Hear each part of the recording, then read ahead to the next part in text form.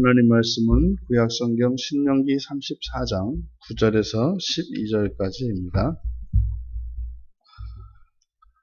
우리 같이 한 목소리로 함께 읽겠습니다. 모세가 눈의 아들 여호수아에게 안수하였으므로 그에게 지혜의 영이 충만하니 이스라엘 자손이 여호와께서 모세에게 명령하신 대로 여호수아의 말을 순종하였더라. 그 후에는 이스라엘에 모세와 같은 선지자가 일어나지 못하였나니 모세는 여호와께서 대면하여 아시던 자요 여호와께서 그를 애굽 땅에 보내사 바로와 그의 모든 신하와 그의 온 땅의 모든 이적과 기사와 모든 큰 능력과 위엄을 행하게 하심에 온 이스라엘의 목전에서 그것을 행한 자이더라. 아멘. 여호와께서 대면하여 아시던 자라는 제목으로 설교하려고 합니다. 이제 앞에서 여호와의 종을 자처했던 모세에 대한 또 다른 소개입니다. 그러니까 여호와의 종으로 소개되었던 모세와 지금 이곳에서 이제 여호와께서 대면하여 아시던 자로 소개되는 모세 사이에는 큰 차이가 있습니다. 그런데 이것은 바로 여호와의 종이 의미하는 바가 무엇인지를 가르쳐주는 것이죠. 이 가르침의 1차적인 대상은 바로 모세의 뒤를 잇는 여호수아였음을 우리가 훗날 여호수아서를 통해서 정확히 알 수가 있습니다. 여호수아의 마지막에 여호수아 24장 29절에 보면 이 일 후에 여호와의 종 눈의 아들 여호수아가 110세에 죽음에, 그래서 마지막으로 여호수아가 이제 이루는 일이 뭐냐면 여호와의 종이 되는 것입니다. 모세의 수종자로 계속 자신을 표현하던 여호수아가 마지막 사명을 다 마치고 또 이제 인생의 임종에 이르러 비로소 자신이 여호와의 종이었음을 고백을 하게 돼요. 그러면 지금 모세가 자신을 소개함에 있어서 여호와의 종으로서 소개하고 또 뒤이어 소개하는 가장 탁월했던 선지자로 자신을 표현하고 있습니다. 여기서 우리가 알 수 있는 것, 여호와의 종은 이 세상에 가장 존귀한 자도 될 수 있습니다. 근데 또 여호와의 종은 이 세상에서 가장 비천한 자가 될 수도 있습니다. 하지만 순서가 바뀌면 이 세상에 가장 비천한 자도 여호와의 종이 될 수도 없고 또 반대로 이 세상에 가장 존귀한 자라 할지라도 여호와의 종이 될 수 없기도 합니다. 우리가 하나님을 사랑하면 모두를 사랑할 수 있지만 다른 누군가를 사랑하는 그 사랑으로는 하나님을 사랑할 수 없는 것과 같은 이치입니다. 그래서 지금 모세가 자신을 여호와의 종임을 앞세우고 그 뒤에 가장 특별하고 탁월했던 선지자였음을 소개하고 있는 이것을 우리가 그 의도를 파악해야 할 것입니다.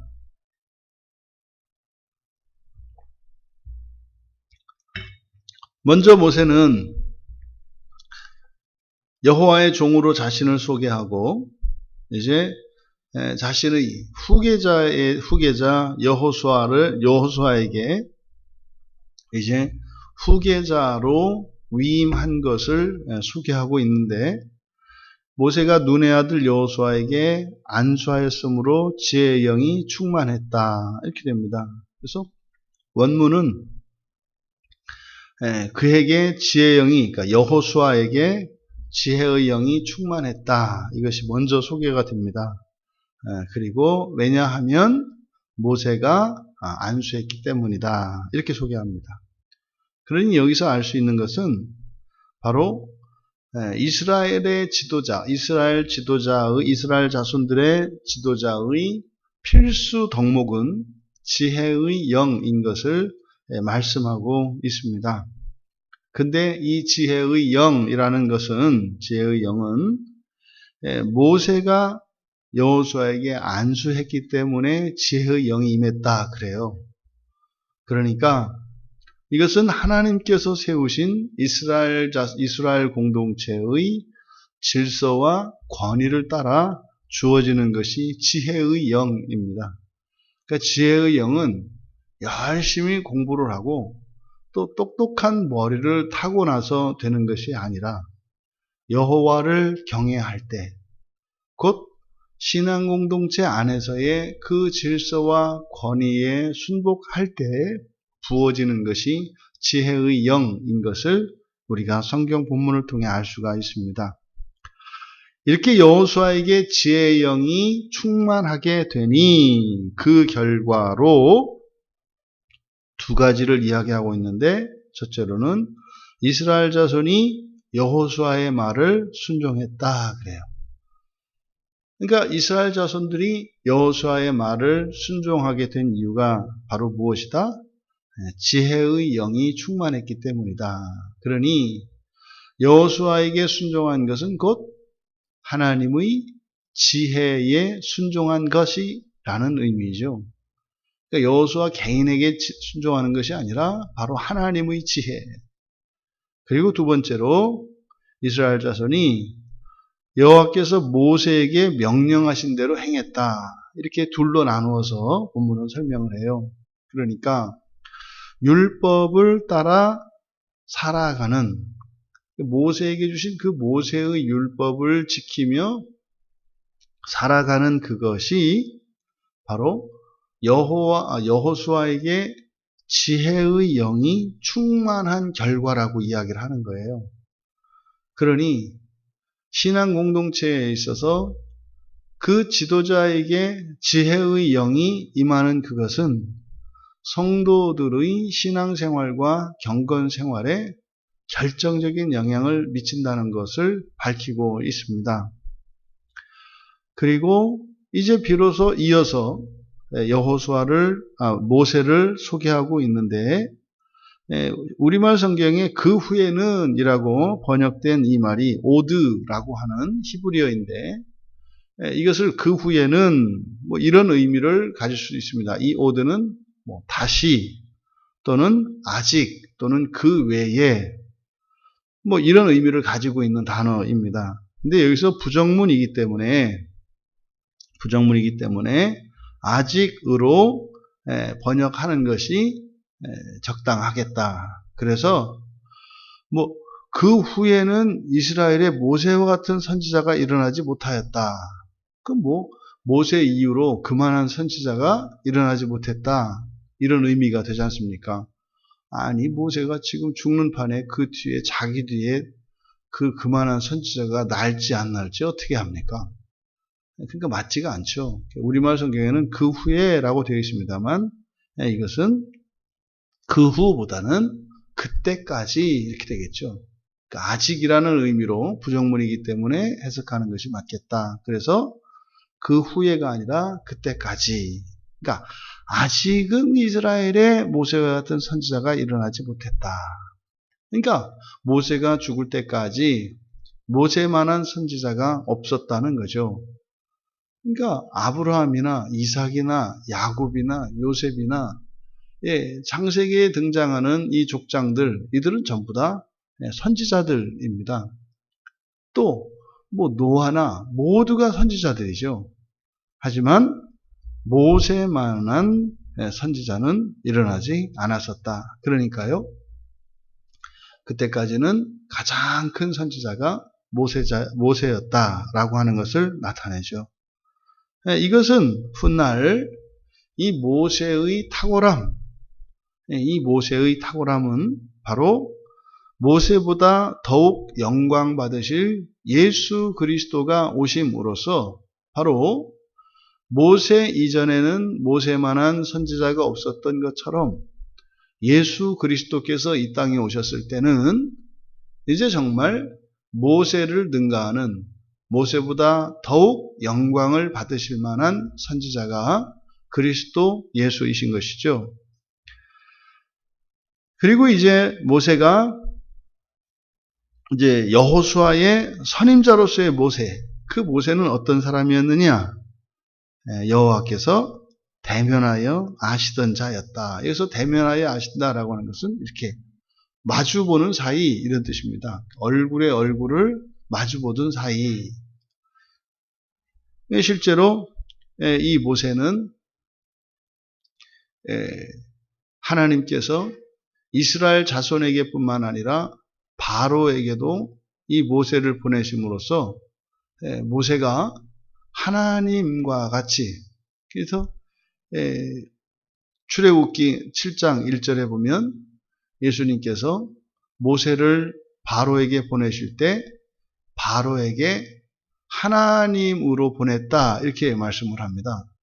그러니까 모세가 바로에게 하나님이었던 거예요.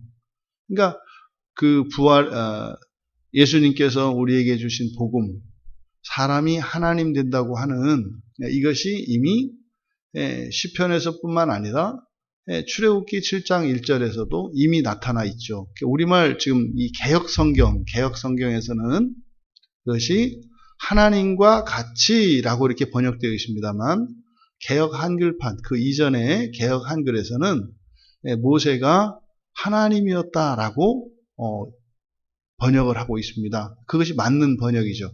그게 우리가 출애굽기 할 때 그때 설명을 했던 내용인데, 그러니까 하나님 여호와께서 대면하여 아시던 자, 그러니까 사실은 시내산에서 하나님의 말씀을 받고 내려올 때 모세에게 빛나던 영광, 그것이 훗날 변화산에서 부활하신 예수님에게서 나타났던 영광, 또 하나님께서 모세를 애굽의 바로에게 하나님으로 하나님 되게 하셨던 이 사건들을 연결을 지으면 바로 하나님 여호와와 대면하여 아시던 선지자라고 하는 것이 바로 부활에 대한 구약의 예표였던 것을 우리가 알 수 있습니다. 그러니까 모세는 하나님을 대면하여 아는 자 되겠습니다만, 이제 그리스도인들이 부활하게 되면 하나님을 대면하는 정도가 아니라 하나님과 연합하는 자들이 된다. 그러니까 신약에서 나오는 이 연합에 대한 구약적 표현이 여호와 하나님을 대면하여 아는 자라는 표현인 것을 우리가 알 수 있습니다. 그러니까 또 이 여호와께서 애굽 땅에 보내셨다. 이게 이제 출애굽기 7장 1절의 말씀이죠. 그래서 바로에게 이런 이적과 권능들을 행하게 하십니다. 그러니까 이적과 권능을 행사하는 게 누구예요? 하나님이죠, 하나님. 그러니까 출애굽할 때에 바로에게 10가지 재앙을 드러내게 하셨던 이것을 통해서 하나님께서, 여호와 하나님께서 모세를 바로에게 하나님 되게 하셨다라고 하는 내용을 이렇게 설명하고 있는 거죠. 또한 그것이 출애굽할 당시에 바로에게만 그런 이적과 권능을 행사한 것이 아니라 이제 홍해를 건너 광야를 지나면서도 모세는 그런 이적과 권능을 이스라엘 백성들, 이스라엘 자손들의 눈앞에서도 그것을 행한 사람이었죠. 근데 지금 여기서 소개하고 있는 이 내용들, 이것이 바로 누구다? 여호와의 종이다 이 말이에요. 그러니까 여호와의 종이라는 것은 단순히 기계적으로 여호와 하나님의 말씀대로 그 명령대로 이행하고 순종하는 그런 개념이 아니라, 여호와의 종이라고 하는 것은 여호와의 그런 이적과 권능과 권세와 권위를 행사하는 것이 바로 여호와의 종이다. 여러분, 모세는 120년 동안 극적인 인생을 살았고 자신이 살아온 120년의 인생을 통해서 바로 교훈하고자 하는 것은 무엇입니까? 여호와의 종으로 살라는 것이에요. 여호와의 종으로 살아라. 그런데 여호와의 종으로 살아가는 방해가 무엇이에요? 먼저 여호와의 종이 될 만한 어떤 사람으로서 자격을 갖추려고 해서는 여호와의 종이 될 수 없다. 완전한 인간, 세상에서 가장 뛰어난 인간이 된다 할지라도 여호와의 종이 될 수 없다. 먼저 여호와의 종이 되라. 여호와의 종이 되고 세상에 가장 존귀한 자가 되든 세상에서 가장 비참한 자가 되든 그의 삶은 하나님의 이적과 권능을 그리고 하나님의 영광을 나타내는 것이기 때문에 그것은 아무 상관이 없다는 것이죠. 그러니까 여호와의 종이라고 하는 이 표현은 이 세상에서 가장 높은 자보다 높은 자이기도 하고 또 한편으로 이 세상에서 가장 비참한 자보다 비참하기도 한 자다.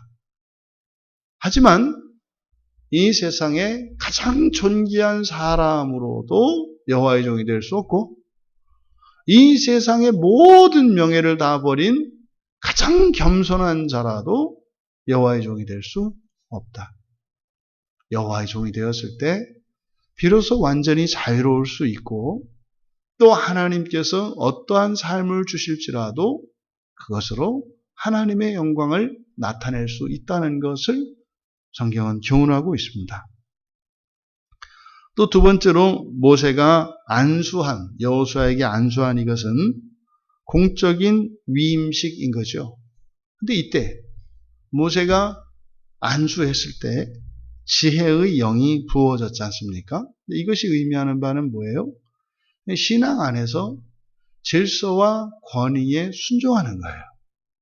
그러면 신앙 안에서 질서와 이러한 권위에 순종했을 때 지혜의 영이 부어진다는 거죠. 지혜의 영이 부어진 결과는 무엇이었습니까? 이 사람들의 순종과 하나님의 말씀을 따라 살아가는 일이 일어났죠.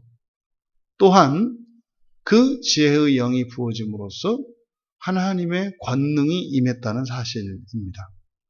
그러니 모세가 이제 자신의 모든 사명을 마치고 또한 이제 인생을 끝내면서 주시는 1차적으로 여호수아에게 주었습니다만 이제 오늘을 살고 있는 우리들에게도 주시는 이 교훈, 마지막으로 유언적으로 남기는 교훈이 무엇입니까?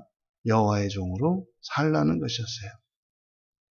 그랬을 때 하나님과 대면하여 아시던 자로서 또 하나님의 권능을 행하며 하나님의 구원의 사역을 위해 살아가는 인생이 될 것이라고 결론을 내리고 있습니다. 특히 오늘날 마치 에덴 동산에서 선악과를 따먹었던 이유가 하나님과 같이 되기 위한 것이었던 것처럼 이 시대를 살고 있는 현대인의 사고 속에 이렇게 개인주의와 자기중심적인 그래서 마치 모든 주권을 가진 자인 것처럼 인권을 강조하는 이 시대가 마치 에덴 동산에서 선악과를 따먹은 것을 반복하는 듯한 그런 인상을 줍니다. 여러분, 내가 주인으로 살아갈 것이 아니라 우리 주 예수 그리스도를 주인으로 삼고 그 말씀을 따라 여호와의 종으로 예수 그리스도의 종으로 살고자 할 때 거기에는 어떤 영광이 부어집니까? 주님의 친구가 되고 하나님의 자녀가 되고 주님의 신부가 되고 마침내 하나님과 연합하는 영광이 주어집니다. 그 첫 단추가 바로 하나님의 종이 되는 것입니다. 이것은 흔들림이 없어야 합니다. 그랬을 때 지혜의 영이 부어질 것이고 모든 권능과 권세가 부어질 것입니다. 하나님은 우리를 종 삼기 위해 여호와의 종이 되라 하시는 것이 아니라 하나님이 되어 세상을 다스리고 타락한 이유 망가진 창조세계 전체를 재창조하시는 영광스러운 일로 부르시는 것이죠. 그 영광의 사명을 깨닫고 그렇게 모세가 임종을 하며 깨달았던 그 진리가 우리들에게 현재적으로 깨달아지고 우리의 평생의 삶의 중심의 원리가 되어서 정말 하나님께서 예정하셨던 그 첫째 부활의 소망 안에서 누리는 그 하나님과의 영광의 그 연합의 소망을 위해 살아가시고 마침내 주님께서 오시는 그날에 그 소망을 누리시는 우리 모두 다 되시기를 주님의 이름으로 축원합니다. 존귀하신 하나님, 여호와의 종으로 살아가는 것이 얼마나 영광스러운 것인지 또한 알게 하셨고, 또한 하나님께서 여호와의 종으로 살게 하시는 목적이 저희들을 종 삼으시고자 하시는 것이 아니라 하나님 자녀가 되어 하나님의 영광을 누리게 하시기 위한 것임을 말씀을 통하여 다시 한번 깨닫게 됩니다. 모세가 깨달았던 그 진리에 대한 깨달음이 저희들에게도 있게 하여 주셔서 이 세상의 정신을 버리고 철저히 하나님의 종된 자리에 설 때에 하나님께서 저희들을 높이시어 영광스럽게 하시는 그 은혜를 누리며 살아가는 저희들 모두가 되게 하옵소서. 감사하며 예수님의 이름으로 기도하옵나이다.